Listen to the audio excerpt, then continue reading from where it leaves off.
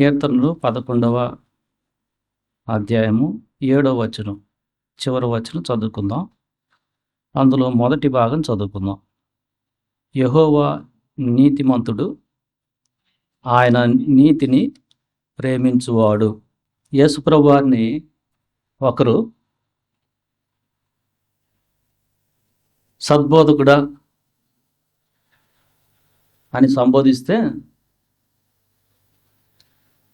ఆ వ్యక్తిని యేసుప్రభు వారు ఇట్లా చెప్పారు, దేవుడు ఒక్కడే నీతిమంతుడు, ఎవరు లేరని. ఆయన తగ్గించుకొని ఈ లోకంలో ఎవ్వరు కూడా నీతిమంతులు కాదు, దేవుడు ఒక్కడే నీతిమంతుడు అని చెప్తున్నాడు. సో మనకి నీతి అంటే తెలుసుకోవటం చాలా అవసరం. నీతి యొక్క డెఫినేషన్ తెలియక నేనేమి అవినీతిని చేశాను అని కొన్నిసార్లు మనం మాట్లాడటం సహజం. అంటే నీతిని మనము అన్ని కోణాల్లో చూడకుండా కొంతమంది ధనం విషయంలో బట్టికే చూస్తారు. ఓన్లీ అదే, నేను ఎవరికి అన్యాయం చేశాను అంతే, అయిపోయింది. ఇంక వాళ్ళకి ఇంకేమి లైట్కి వెలుగుండదు నీతి అంటే. సో నీతి అంటే దాంట్లో చాలా అర్థం ఉంది. ఒకరిని అన్యాయం చేయకపోవటం అదొక నీతి. ఒకరిని అనవసరంగా కోపపడకుండా ఉండటం అదొక నీతి. సమాధానంగా ఉండటం, అందుకని నీతి సమాధానాలు కలుసుకొని ఉన్నాయని లేఖనం చెప్తుంది. సమాధానంగా ఉండటం అదొక నీతి. నోటితో నీతి కలిగిన మాటలు మాట్లాడటం నీతి. సో అలాగున దేవుని యందు విశ్వాసం ఉంచటం, ప్రతి పరిస్థితుల్లో ఆయన్ని మీద సనుక్కోకుండా నీతి. ఇది యేసుప్రభు వారు మనకు చెప్పిన స్టాండర్డ్. కానీ లోకంలో ఎంత వాక్యం వింటున్నా ఇక్కడ కొంతమంది నేనేం తప్పు చేశానంటే, నువ్వు ఆ నీతి రాజ్యానికి వెళ్ళలేవు, కష్టం, జాగ్రత్త పడు, అసలు సరిగా ఒప్పుకోవటం నేర్చుకో ఫస్ట్. అది నువ్వు బయటికి చెప్పలేకపోయినా అసలు లోపల ఏడు, తర్వాత బయటికి చెప్పే ధైర్యం ఇస్తాడు దేవుడు. చిన్న పిల్లల కాడి నుంచి కూడా అబద్ధాలు చెప్పటం, పెద్దలను ఎగతాళి చేసి మాట్లాడటం, ఇవన్నీ చేసి కూడా ఏం చేశాను నేను అనే అజ్ఞానం మనది, పాపం. మనం ఆరాధిస్తున్న దేవుడు నీతిమంతుడు. ఆయన ఎవరిని ప్రేమిస్తాడంటే నీతిని ప్రేమిస్తాడు. హెబ్రీయులకు రాసిన పత్రికలో 1వ అధ్యాయం 9వ వచనం చదవండి.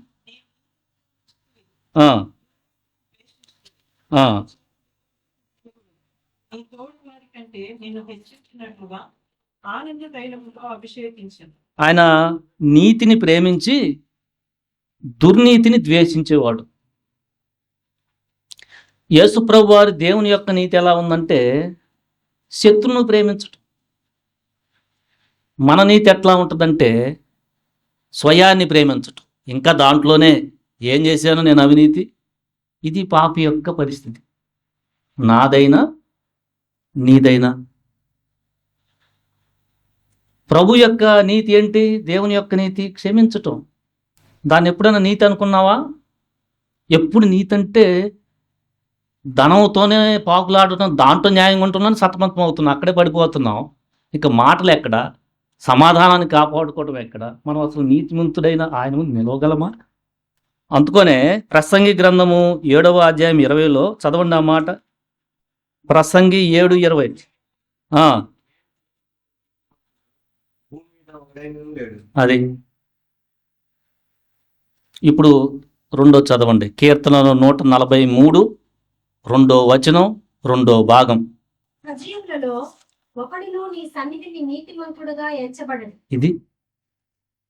ఇది స్టాండర్డ్.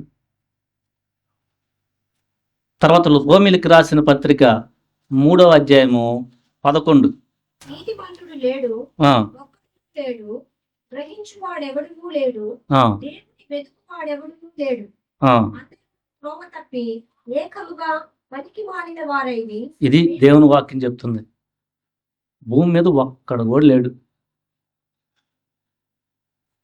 ఏదో అనుకుంటాం ఏంటంటే మనం తెలియకుండా లోకంలో నేర్చుకుంది ఆడిని పోల్చుకొని ఆడికంటే నేను పెద్ద గొప్పాడిని అని. నీకంటే పెద్దవాడు ఇంకొకడు మనిషే ఉంటాడు. ఇక ఆయనకంటే పెద్దవాడు దేవుడు ఒక్కడే నీతిమంతుడు. మనం జనరల్గా ఎట్లా ఉంటుందంటే పోలిక, ఆడితో పోల్చుకుంటాం స్టాండర్డ్. వాడికంటే నేను బెటరేగా, అంతే అయిపోయింది. అక్కడే అజ్ఞానం. మనం దేవుని రాజ్యానికి, నీతి కలిగిన రాజ్యానికి, పరలోక రాజ్యంలో నీతి నివసిస్తుంది, అక్కడికి వెళ్ళాలనంటే మన నీతి అసలు సరిపోదు. నీతిలో విధేయత ఉంది, చెప్పింది వినటం. ఎన్నిసార్లు మనం వినకుండా ఉన్నాం? ఎప్పుడన్నా విధేయతను నీతి అనుకున్నావా? ఎందుకంటే ప్రభువారు బాప్టిజము తీసుకుంటానికి వస్తే బాప్టిజం ఇచ్చే యోహాను, అయ్యా నేను నీ దగ్గర బాప్టిజం తీసుకోవాలైతే నువ్వు నా దగ్గర తీసుకుంటున్నావు అంటే ఆయన ఏం చెప్పాడు? నీతిని పూర్తిగా జరిగిస్తానికి ఇది అవసరం అన్నాడు. ఎప్పుడన్నా ఆ కోణంలో నీతిని ఆలోచించామా?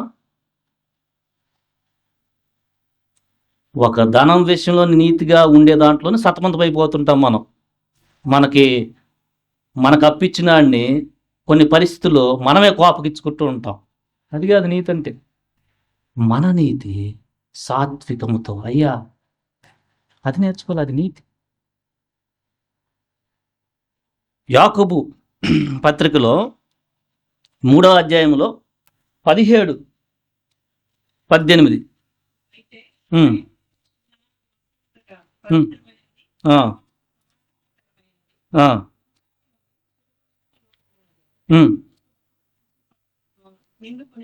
అదే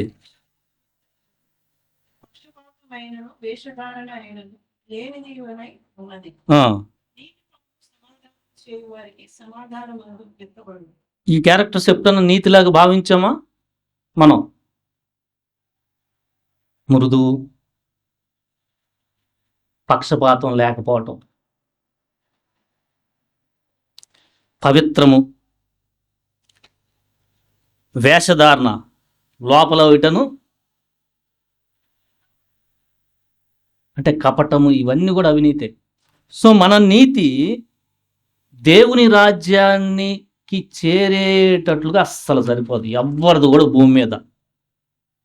ఇందా చదివారు మీరు, ఏకంగా మనం అందరం కూడా పనికి మాలిన వారం అయిపోయాం. నీతిమంతుడు అక్కడ లేడు భూమి మీద పాపం చేయకుండా.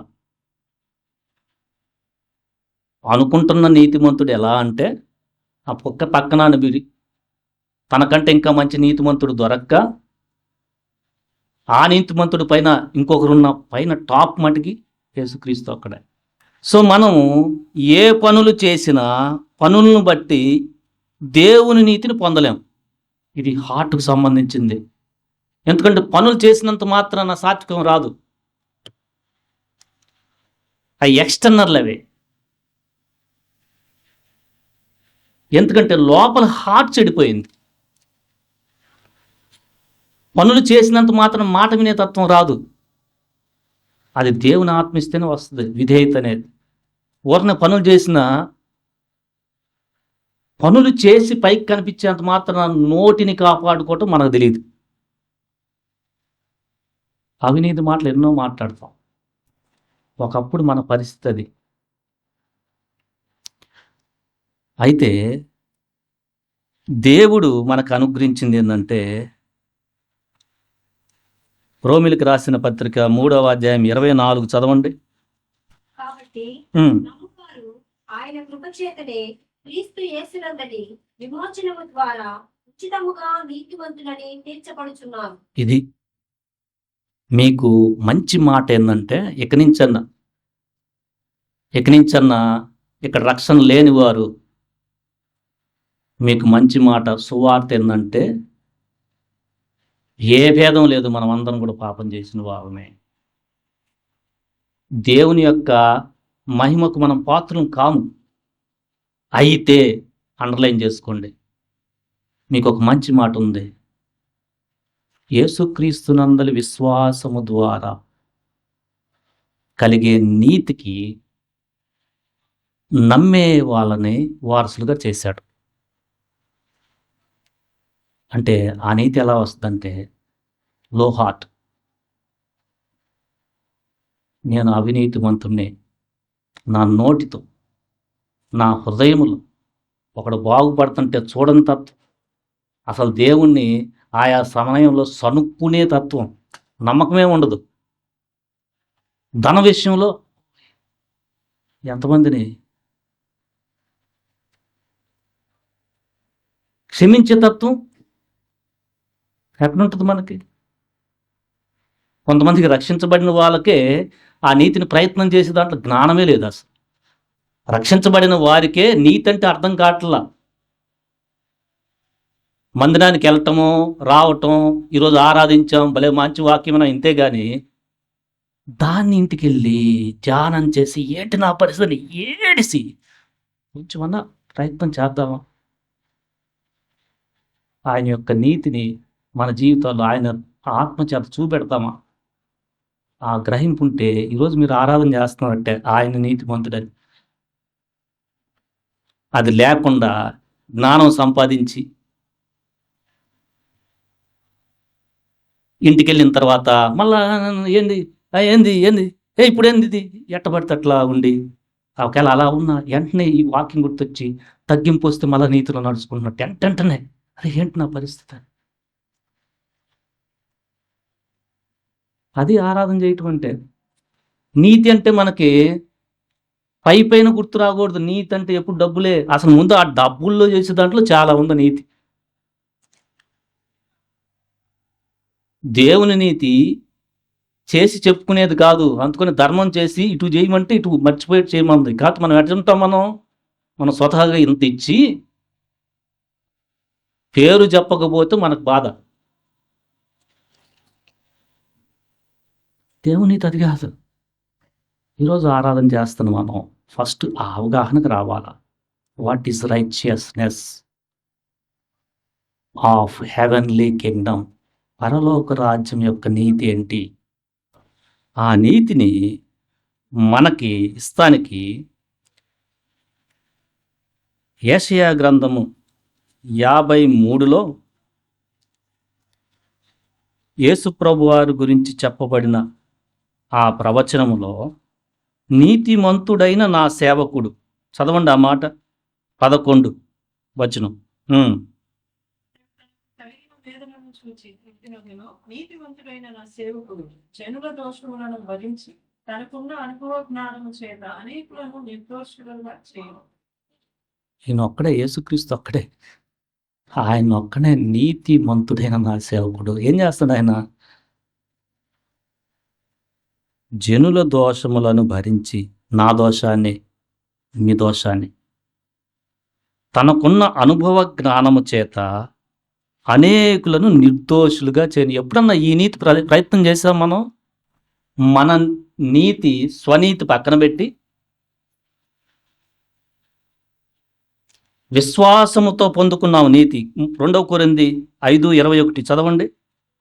కొరింథీయులకు రాసిన పత్రిక 5వ అధ్యాయం 21. ఎందుకనగా మనము ఆయన యందు దేవుని నీతి అగునట్లు పాపమెరుగని ఆయనను మన కోసము పాపముగా చేసెను. మనము యేసుక్రీస్తునందు దేవుని నీతి అవటానికి పాపం ఎరుగని యేసుక్రీస్తుని, అంటే ఆయన కుమారుణ్ణి దేవుడు పాపంగా చేశాడు. దేవుని నీతిలో ఏముంది అసలు? సాక్రిఫైస్ కనిపిస్తుందా? ఎప్పుడైనా సాక్రిఫైస్ని నీతి కింద చూసాం మనం? తన సొంత కుమారుని ఇచ్చాడు. ఆ కుమారుడు ఎలా ఉన్నాడు? నీతిమంతుడైన నా సేవకుడు, జనుల దోషములను భరించి, నా దోషాన్ని నీ దోషాన్ని, ప్రపంచంలో ఉన్న ఆయన్ని అంగీకరించే ప్రతి ఒక్కని దోషాన్ని భరించి, ఆయనకున్న అనుభవ జ్ఞానము, అది అనుభవ జ్ఞానం. మనకి అనుభవ జ్ఞానం అంటే లోకంలో ఏం నేర్చుకున్నారా? లోకమే తెలియదు వీడికి. ఇది కాదు. పాపంలో ప్రతి ఒక్కడు పతనమయ్యాడు. నాకు ప్రభు రక్షణ ఇచ్చాడు. నా ప్రభువుకున్న ఆలోచన నాకుండి ఒక్కరినన్నా నేను భరిస్తూ, వారు నా మీద చేసిన పాపాలను భరిస్తూ, నన్ను హింసించిన దాన్ని భరిస్తూ దేవుడి దగ్గరికి తేవాలి అన్న ఒక జ్ఞానం అని ఉంది. అవి అనుభవ జ్ఞానం ఎప్పుడన్నా ప్రయత్నం చేసాం మనం? అది నీతి. ఆ ఆలోచన కానీ మనకుంటే ఆయన ఒక్కడే నీతిమంతుడు, ఇంకెవరు లేరు.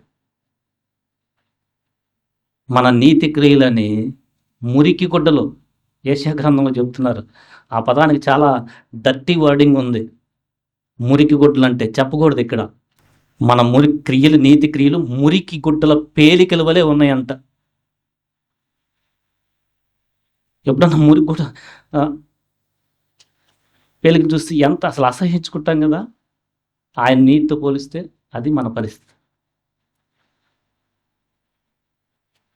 మనం ఆరాధించే దేవుడు ఆయన నీతుడు, ఆయన ఒక్కడే నీతిమంతుడు. యేసుప్రభువు వారు చెప్పారు, దేవుడు ఒక్కడే నీతిమంతుడు. పిలాతు భార్య చెప్తుంది, ఆ నీతిమంతుని జాగ్రత్త చూసుకో అని శిక్ష విధించేటప్పుడు ఆమె కళ్ళలోకి వస్తే చెప్తా ఉంది యేసుప్రభువు వారి గురించి. రాత్రి నా కళ్ళలోకి వచ్చాడు, ఆయనకి తీర్పు తీర్చేటట్టు జాగ్రత్త. యేసుక్రీస్తు ఒక్కడే నీతిమంతుడు, ఇంకెవ్వరం కాదు మనం. కాకపోతే నమ్మటం వలన దేవుడు యేసుక్రీస్తు యొక్క నీతిని నాకు ఇచ్చాడు, మీకు ఇచ్చాడు. ఇక్కడ నమ్మి బాప్తిజం తీసుకోబోయే వాళ్ళకి పశ్చాత్తాపంతో నమ్మటం అంటే ఏడుపు ఉండాల, నా నీతి సరిపోతుందా అని. ఊరికన యేసుక్రీస్తు అని ఇది కాదు.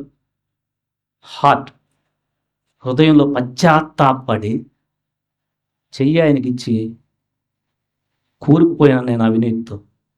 ఎందుకంటే సమాధానంగా మాట్లాడటం తెలియదు, సనుక్కోవటము, క్షమించే తత్వం లేదు, డబ్బులు ఇచ్చి తీసుకొని తీర్చే తత్వం లేదు, ప్రభుత్వానికి తప్పుడు లెక్కలే,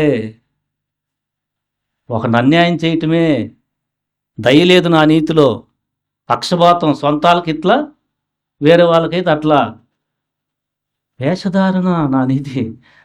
ఇవన్నీ ఏడిస్తే నీకు దేవుడు నిన్ను టచ్ చేసి గాయపడిన ఆయన హస్తాలతో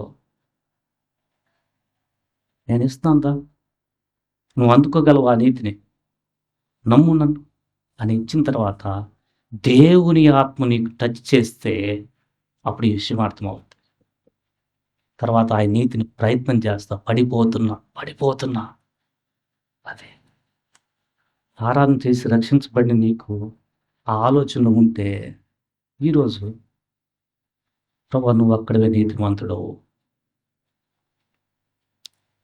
రోమిలికి రాసిన పత్రికలో వారి నాలుగు కింద పాపం లాంటి విషం ఉందని, నేను దేవుని భయం బొత్తిగా లేదని, ఇందాక మీరు చదివిన 11 తర్వాత 12 నుంచి వచ్చే మాటలన్నీ కూడా అక్కడ రాయబడి ఉంది. వారికి దేవుని భయం బొత్తిగా లేదు. నాలుగు కింద శపించటం వేరే వాళ్ళని. ఎంతమందిని శపించాం మనం?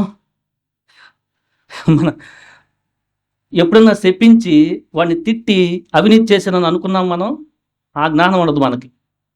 తిట్టితో శపించటం అది అవినీతి ప్రవర్తించినట్టుగా తెలుస్తుందా? ఇప్పుడు తెలియాల. నీ నోటితో ఎవరిని కూడా ఎట్టబడితే అట్ట శపించటం, తిట్టడం చేయవాక. అది అవినీతి అని తెలుసుకో. శాంతి మార్గం వారు బొత్తిగా ఎరుగులని ఉందాడ. ఎప్పుడన్నా గొడవ పడతా ఉంటే కొద్ది తగ్గించుకొని కామైపోయి శాంతిని కాపాడుకునే ప్రయత్నము, సమాధానం పరిచే ప్రయత్నం ఉందా అసలు? ఉంటే రైట్, జాగ్రత్త పడి ముందు కూడా ఈ భూమి మీద ఉన్నంత కాలం కూడా మనము జాగ్రత్త పడాలి. యేసుప్రభు వారిని మనం నమ్మటం వల్ల మనం నీతిమంతుడిగా తీర్చబడ్డాం. మనం విశ్వాసం ద్వారా కలిగే నీతికి వారసులై ఉన్నాం, క్రియల ద్వారా కాదు. బట్ యాకోబు పత్రికలో రాయబడినట్టు నీ నీతి నీ క్రియల్లో కూడా కనపడదు. రక్షించబడిన తర్వాత ఒక 6 నెలలు నిన్ను గమనిస్తే నువ్వు నిజంగా రక్షించబడ్డావా లేదని తెలుస్తుంది, హృదయంలో కార్యం జరిగిందా లేదని. ఎందుకంటే మాట తీరు మారుతుంది. ప్రభువుని బట్టి ఆయన ఆత్మ టచ్ చేసిన తర్వాత మన నీతి క్రియల్లో కనిపిస్తుంది. ఆలోచించే విధానం మారుతుంది. శరీరాన్ని గురించి ఎక్కువ ఆలోచించుకోకుండా తర్వాత ఏముంది, పరలోకంలో ఉన్న వాటిని, శాంతి, సమాధానము, ఈ మార్పు కనిపిస్తుంది. ఎవరికన్నా కోపడిని వెంటనే సారీ చెప్పడం కనిపిస్తుంది నీకు. దేవుని మీద సనుక్కున్న అవగాహన వస్తుంది. సారీ అడుగుతావు, వెంటనే ఈసారి మార్చుకుంటావు ప్రవర్తన. ఇవన్నీ కనిపిస్తాయి నీతి క్రియల్లో. క్రియలు అంటే ఓన్లీ డబ్బుల్లో అట్లనే ఆలోచించద్దు. ఎవరి దగ్గర తీసుకున్నా మళ్ళా ఇచ్చే తత్వం కనిపిస్తుంది. సో మనం మొట్టమొదటిగా విశ్వాసం ద్వారా పొందుకున్నాం. నిజంగా పొందుకున్నామా లేదా అనేది, నిజంగా మనం దేవుడు టచ్ చేసాడు లేదనేది మన నీతి క్రియల ద్వారా చూపించటం అవుతుంది. ఆయన అనుమతిస్తున్న పరిస్థితుల్లో దేవుని మీద విశ్వాసం ఉంచి మనం ముందుకెళ్ళటం అది నీతి. అబ్రహాము దేవుని నమ్మెను కనుక అది అతనికి నీతిగా ఎంచబడిందని రాయబడి ఉంది లేఖనం. ఆదికాండం 15వ అధ్యాయంలో. సో మనం ఈరోజు మన దేవుణ్ణి, ప్రభువా నీవు నీతిమంతుడవు, నేనైతే అనీతివంతుణ్ణి, నా క్రియల్లో నీతి లేదు, పాపంలో పతనమైన నేను స్వనీతి ద్వారానే దేవుని రాజ్యాన్ని వెతికాం ఒకప్పుడు. స్వనీతి, ఇంకింకా కోపం, ఇంకింకా అపవిత్రత. ఎందుకంటే స్వనీతిలో ఎప్పుడు పోలికే, పక్కనాడిది పోలికే. స్వనీతి అది కూడా పోలిక ఉంటుంది కానీ అందుకోలేము, ఎందుకంటే దాంట్లో గర్వం ఉంటుంది. అయితే దేవుని రాజ్యానికి మనం వెళ్ళాలనంటే లో హార్ట్, పశ్చాత్తాపం, లోనెస్.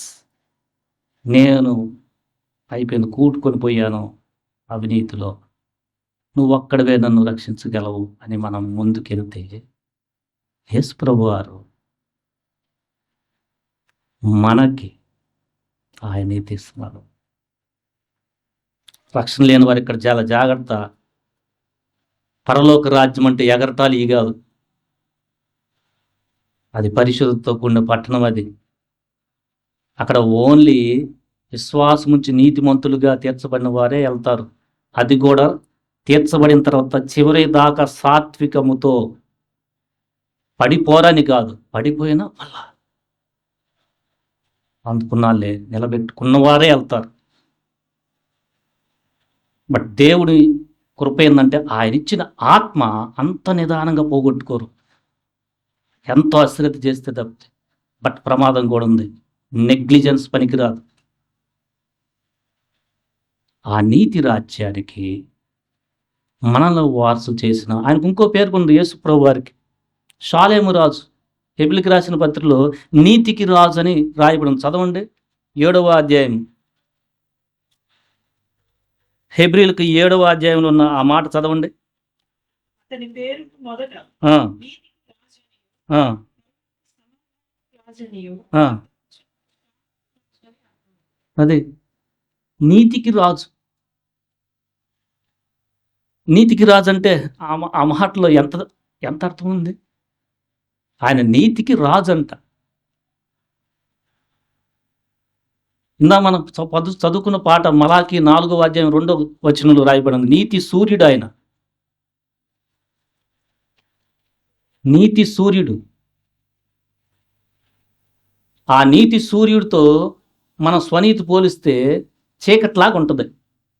రక్షించబడిన మనము మన దేవుని, మన ప్రభువైన యేసుక్రీస్తు వారిని, ప్రభువా నేను ఒకప్పుడు అవినీతి, నా నోటి ద్వారా శపించటం, శాంతి మార్గం లేదు, ధన విషయాల్లో మోసం, అబద్ధాలు, పక్షపాతం, అన్యాయం, నా నోటితో నీతి కలిగిన మాటలు లేవు, సమాధానం కాపాడుకోవటమే రాదు, అన్ని అవినీతి క్రియలే, మురికి గుట్టల్లాగా ఉన్నాయి నావి.